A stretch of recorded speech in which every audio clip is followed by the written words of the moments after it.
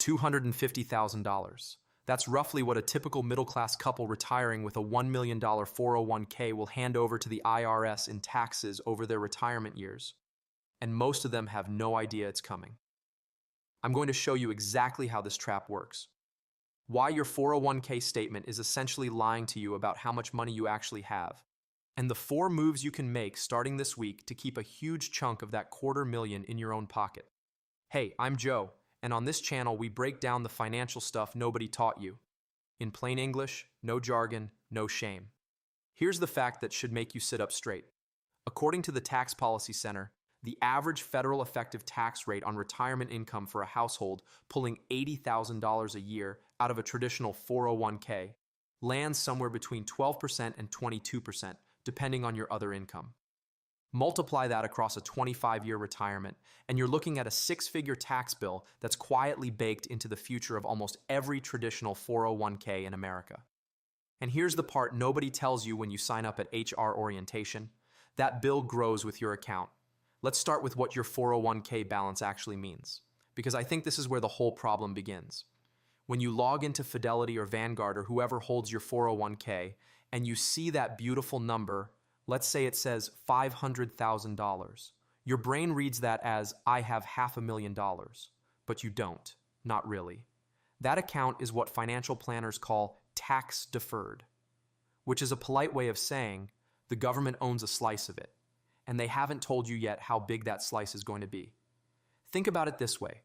If you're in roughly a 22% federal bracket in retirement, plus say 5% state tax, that $500,000 account is actually only about $365,000 of real spendable money.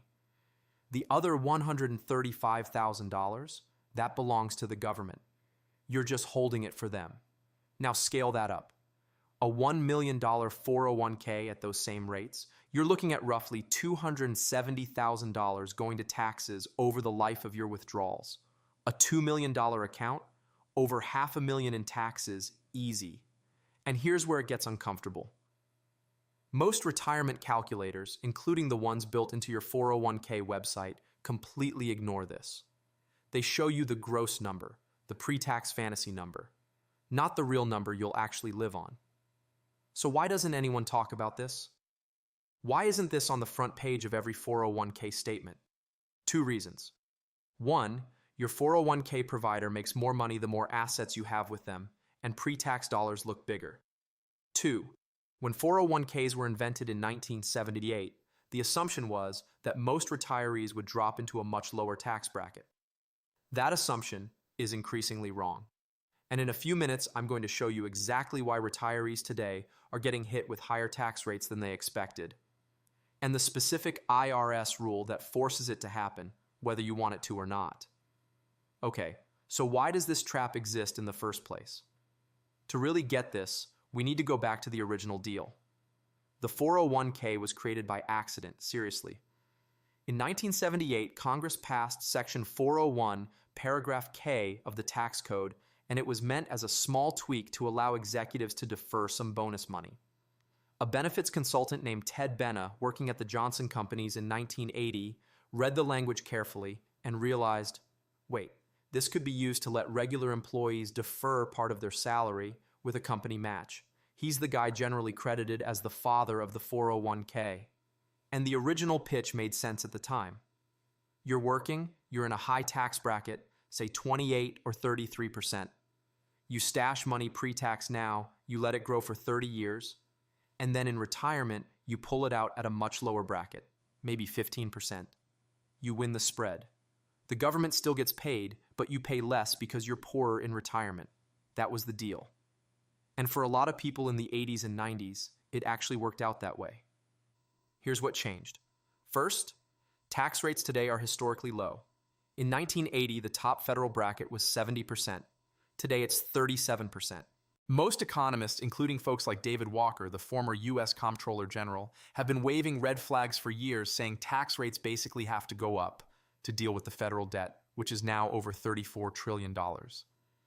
So the bet you're making with a traditional 401k is essentially, I think tax rates will be lower in 30 years than they are today. Look at the federal balance sheet and ask yourself how confident you really are in that bet. Second, and this is the mechanism most people miss, required minimum distributions, the RMD. Here's how it works. When you turn 73, the IRS forces you to start pulling money out of your traditional 401k, whether you need it or not. They use a formula based on your life expectancy, and the percentage they force you to withdraw goes up every single year. At 73, it's about 3.8%. At 80, it's 5%. At 90, it's over 8%. Why? Because the IRS has been waiting decades to tax that money, and they're not going to let you die with it untouched. They want their cut. So picture this. You're 75, you have a paid-off house, your expenses are low, you don't actually need much income, but the IRS forces you to pull, say, $80,000 out of your 401k this year. That $80,000 stacks on top of your Social Security, which is now also taxable because of the extra income. And suddenly you're in a higher tax bracket than you were when you were working. This is the trap. You spent 30 years deferring taxes thinking you'd pay them at a low rate later. And the IRS designed the system to force you into a higher rate at the worst possible time. There's a researcher named Professor Lawrence Kotlikoff at Boston University who's done extensive work on this. He's run the numbers on what he calls lifetime tax exposure for retirement accounts, and his conclusion is blunt. For a meaningful percentage of middle and upper middle class savers, the traditional 401k is mathematically worse than just paying the taxes now and investing in a Roth or even a regular brokerage account. The pre-tax deferral, combined with RMDs, combined with the way Social Security taxation stacks, actually destroys wealth for a lot of people. Let me hit you with one more uncomfortable number. The Employee Benefit Research Institute found that the median 401k balance for households aged 65 to 74 is about $200,000. That sounds modest, right? But once you layer in Social Security, plus RMDs, plus any pension or part-time income, a surprising number of those retirees end up paying effective tax rates that are equal to or higher than what they paid during their working years. So here's the question that should be running through your head right now. If the deal we were sold doesn't actually work the way we were told, what are we supposed to do instead? This is the part most people never figure out. So far, you've seen the size of the tax bill, and you've seen why the IRS has rigged the timing against you. But now I want to give you 4 specific moves you can make to take back control. None of these require a financial advisor. None require hiring anyone. You can start them this week. Move number 1. Start splitting your contributions between traditional and Roth. If your employer offers a Roth 401k option, and most do now, this is huge. With a Roth 401k, you pay taxes on the contribution today, but every dollar you ever pull out in retirement, including all the growth, is completely tax-free. No RMD pressure, no surprise tax bracket jumps. Here's the practical version. If you're currently putting, say, 10% of your salary into a traditional 401k, try splitting it. 5% traditional, 5% Roth. You still get the full company match. You still get a partial tax break today, but you're building a tax-free bucket alongside the tax-deferred one. In retirement, you can choose which bucket to pull from based on your tax situation that year. That flexibility is worth, no exaggeration, tens of thousands of dollars. Move number 2. Max out a Roth IRA on the side. In 2024, you can contribute $7,000 a year to a Roth IRA, or $8,000 if you're 50 or older. Your spouse can do the same. That's potentially $14,000 to $16,000 a year going into a fully tax-free account.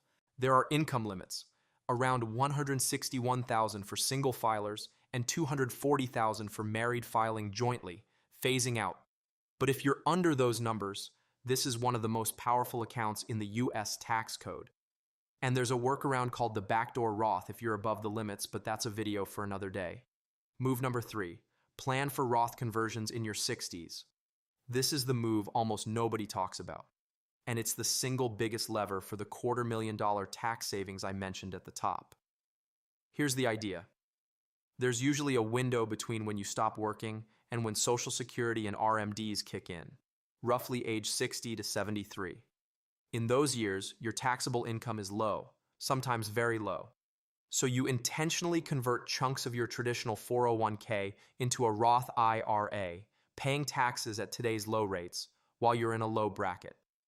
Done correctly, you can move hundreds of thousands of dollars from the taxable bucket to the tax-free bucket, paying maybe 12 or 15% along the way, and avoiding what would have been 22 or 24% later when RMDs force the issue. That's where the $250,000 in lifetime savings comes from. Move number 4, build a brokerage account too. This one surprises people. A regular taxable brokerage account is actually incredibly tax efficient if you hold investments long term. Why? Long-term capital gains are taxed at 0, 15, or 20%. And for many retired couples with income under about $94,000, that long-term capital gains rate is literally 0%. You read that right. You can sell investments in retirement and pay no federal tax on the gains if you stay under the threshold. Having 3 buckets, traditional, Roth, and taxable brokerage, gives you what planners call tax diversification. You can pull from whichever bucket makes sense in any given year, controlling your tax bill the way a thermostat controls temperature. So which bucket should you prioritize? My honest take, for most people earning a middle-class income, get the full company match in your traditional 401k first, because that's free money. Then max your Roth IRA.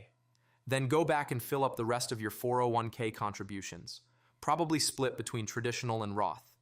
That ordering alone, done over a 30-year career, can shift your retirement tax bill by 6 figures. Let me bring this home. In the first part of this video, you saw that a $1 million traditional 401k isn't really $1 million. After taxes, depending on your situation, it's more like $730,000. The IRS owns the rest. They just haven't collected yet. In the middle part, you saw why this happens. The 401k was a beautiful idea designed for a different tax era and required minimum distributions starting at 73 force you to pay taxes on the IRS's schedule, not yours. Researchers like Larry Kotlikoff have shown the math actually works against a lot of middle-class savers. And in the last part, you saw the 4 moves. Split your contributions between traditional and Roth. Max out a Roth IRA on the side. Plan for Roth conversions in your 60s. And build a taxable brokerage account for full tax flexibility. Here's the part I want you to really hear. None of this is about beating the system or finding some loophole. It's about understanding that the default 401k experience, pre-tax everything, leave it alone for 30 years, hope for the best, was designed in a different time for a different tax environment and quietly hands the IRS a much bigger piece of your retirement than most people realize. You worked for that money. You sacrificed for it. You skipped vacations and drove the older car and packed lunches so that future you would be okay. The least you can do for that future version of yourself is make sure the IRS doesn't get $250,000 more than they're entitled to. If this video helped you see your 401k a little differently, do me a favor and hit subscribe. We make videos like this every week, breaking down the financial stuff nobody taught you, in plain English, with no shame and no jargon. And if you know someone with a 401k who's never thought about any of this, share this video with them. Seriously, it might be the most valuable 15 minutes they spend this year.